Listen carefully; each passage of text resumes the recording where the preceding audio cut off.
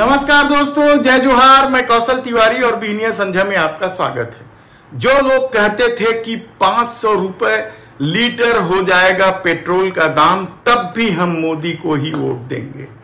जो लोग महंगाई के सपोर्ट में आकर खड़े हो जाते थे, वे लोग भी अब गैस सिलेंडर के दाम 200 रुपए कम करने की घोषणा से उत्साहित हैं और इसे मोदी का मास्टर स्ट्रोक तो मान ही रहे हैं, साथ ही महंगाई से राहत मिलेगी यह कह रहे हैं। आप सोचिए कि किस तरह के वे लोग हैं जो कल तक महंगाई के सपोर्ट में खड़े थे, हिंदू राष्ट्र के लिए महंगाई जरूरी है बता रहे थे, वे लोग ही 200 रुपए कम होने से खुशी मना रहे हैं और इसे महंगाई से राहत बता रहे हैं। लेकिन इस सत्ता का सच क्या है?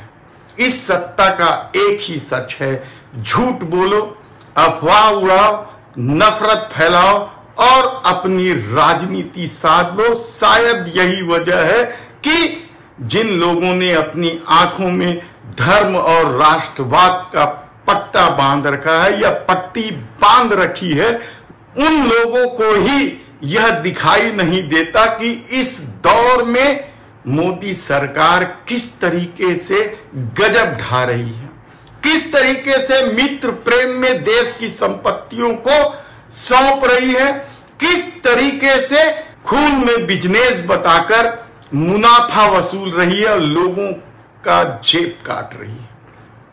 छत्तीसगढ़ के मुख्यमंत्री ने तो सीधे सीधे कह दिया कि 200 रुपए कम का श्रेय जब सरकार ले रही है, 400-500 रुपए से 1200 रुपए तक लाने का श्रेय क्यों नहीं लेती मोदी सरकार? आज रसोई गैस की कीमत अचानक 200 रुपये कम हुआ। आपको याद होगा जब हिमाचल प्रदेश का जब चुनाव हो रहा था और उपचुनाव हुआ और उस समय 1 लोकसभा 3 विधानसभा हारे, तो डीजल और पेट्रोल के भाव अचानक गिरा था।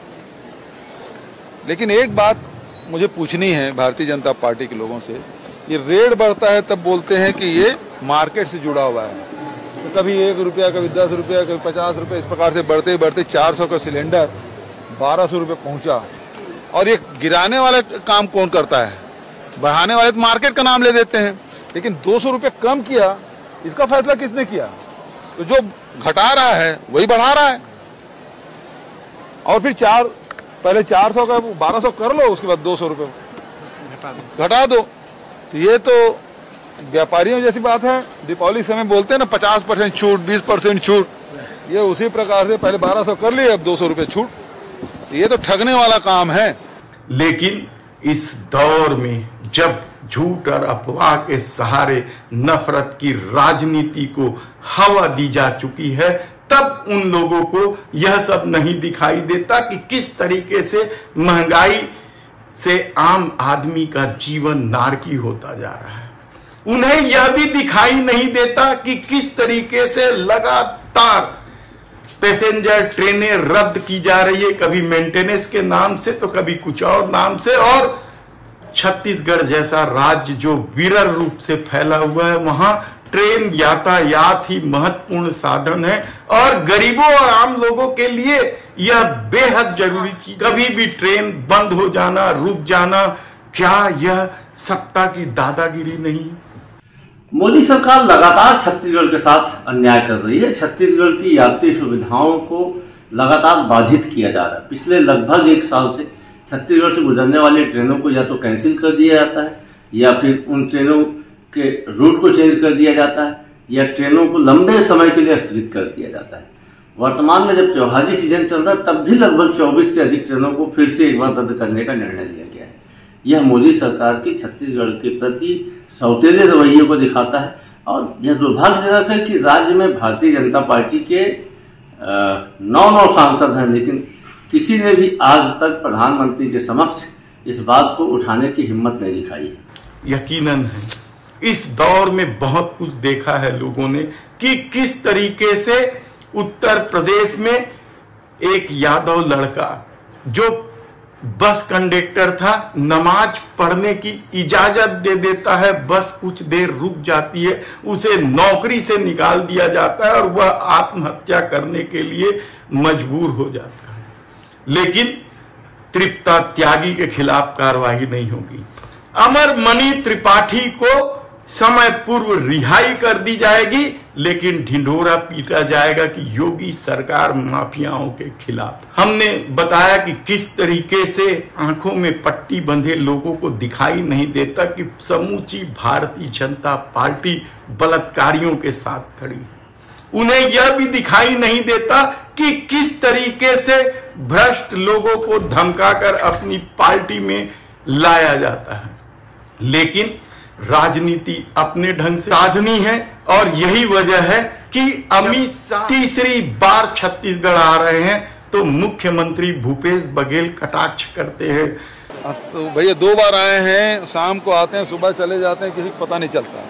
तीसरी बार आ रहे हैं, पता नहीं क्या है। लेकिन हकीकत तो ये है कि छत्तीसगढ़ और मध्य प्रदेश में भारतीय जनता पार्टी की हालत बेहद ही खराब है और इस कदर खराब है कि प्रधानमंत्री, गृह मंत्री से लेकर पार्टी के तमाम लोगों को आकर यहां कवायद करनी पड़ रही है। उसके बाद भी स्थिति नहीं सुधर रही है और शायद यही वजह है कि सिलेंडर में 200 रुपए का राहत देकर राजनीति साधने की कोशिश की गई।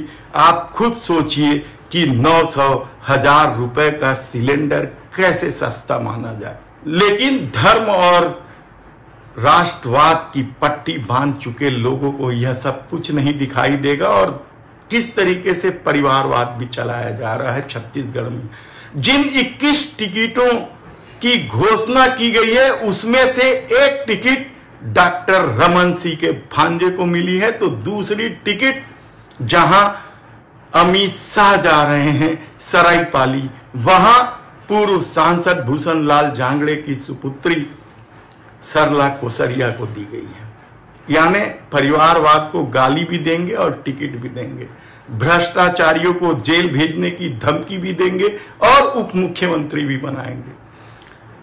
नारी सम्मान की बात करेंगे, बृजभूषण शरण सिंह को संरक्षण देंगे, अमरमणि त्रिपाठी जैसे लोगों की समय पूर्व रिहाई होगी, बिल्किस बानो के बलात्कारियों की भी समय पूर्व रिहाई होगी। सुप्रीम कोर्ट में केस पहुंच चुका है, क्या कुछ होता है हम बताएंगे। छत्तीसगढ़ की राजनीति ने तो स्पष्ट कर दिया है कि भारतीय जनता पार्टी कम से कम इस साल के अंत में होने वाले विधानसभा चुनाव में सत्ता तक नहीं पहुंच रही है और अमित शाह शायद यही वजह है कि बार बार छत्तीसगढ़ आ रहे हैं। सरायपाली में वे सभा भी लेने वाले हैं, लगातार बैठक ले रहे हैं, केंद्रीय नेताओं का जमावड़ा भी है। लेकिन इस कवायद का क्या, जब 15 साल के शासन में रमन सिंह ने क्या कुछ किया वह सबके सामने है। किस तरीके से भ्रष्टाचार रमन सरकार में व्याप्त था यह कोई नहीं भूला है। चावल घोटाला, चिटफंड कंपनी घोटाला, घोटालों की फेहरिस्त है। इंदिरा प्रियदर्शनी बैंक के नार्को टेस्ट में तो कहा जा रहा है कि सीधे सीधे डॉक्टर रमन सिंह, बृजमोहन अग्रवाल, अमर अग्रवाल, राम विचार नेताम यानी मंत्रिमंडल और सत्ता के 4 लोगों का नाम है। तब अमित शाह के कवायद का क्या मतलब? किसानों को बोनस देने का वादा किया गया था लेकिन बोनस नहीं दिया गया, धोखाधड़ी हुई किसानों के साथ और शायद इसलिए किसान एक मुश्त होकर भूपेश की सरकार बनाए हैं। और जब पाटन के जो प्रत्याशी घोषित हुए हैं विजय बघेल के सामने एक किसान क्या कुछ नहीं कह देता। 4 साल पहले अपन के सरकार महोदय 300 रुपया धान के पैसा देवो कह रहे हैं और 300 रुपया बोनस देवो कह रहे हैं। आप मान 2 साल के बोनस नहीं दे हवा तो तोर काका कहीं कि मैं 2500 में हो कहीं तो सब धन हमन वही लौट दे दें महोदय। इस परिस्थिति में भी यदि अमित शाह लगातार छत्तीसगढ़ आ रहे हैं, यहाँ की राजनीति को साधने की कोशिश कर रहे हैं, तो लोगों का तो ये कहना है कि 13 से 26 भले हो जाए भाजपा, लेकिन सत्ता तक नहीं पहुंचेगी। हमने कल ही बताया कि किस तरीके से खल्लारी विधानसभा क्षेत्र में भारतीय जनता पार्टी की गुटबाजी सामने आई और वहां जिस प्रत्याशी को टिकट दी गई है उसके खिलाफ किस तरीके से बगावत के सुर सुनाई देने लगे हैं। राजिम में भी यही स्थिति है। रोहित साहू जो पिछला चुनाव जोगी कांग्रेस से लड़ चुके, उन्हें टिकट दे दी गई। बालोद में भी यही स्थिति है, डोंडी लोहारा में भी यही स्थिति। यानी आप सोचिए कि किस तरीके का खेल साध कर छत्तीसगढ़ में सत्ता तक पहुंचना चाहती है भारतीय जनता पार्टी, लेकिन लोगों का कहना है कि सिर्फ बतौलेबाजी से काम नहीं चलेगा, क्योंकि रमन सरकार के 15 साल को लोगों ने देखा है और वे अभी इसे भूले नहीं है। कम से कम इस चुनाव में तो उन्हें याद रहेगा कि किस तरीके से किसानों के साथ धोखाधड़ी की गई और किस तरीके से भ्रष्टाचार में पूरी सत्ता लिप्त रही और किस तरीके से करोड़ों अरबों की संपत्तियां बनाई गई, यह लोग भूले नहीं हैं।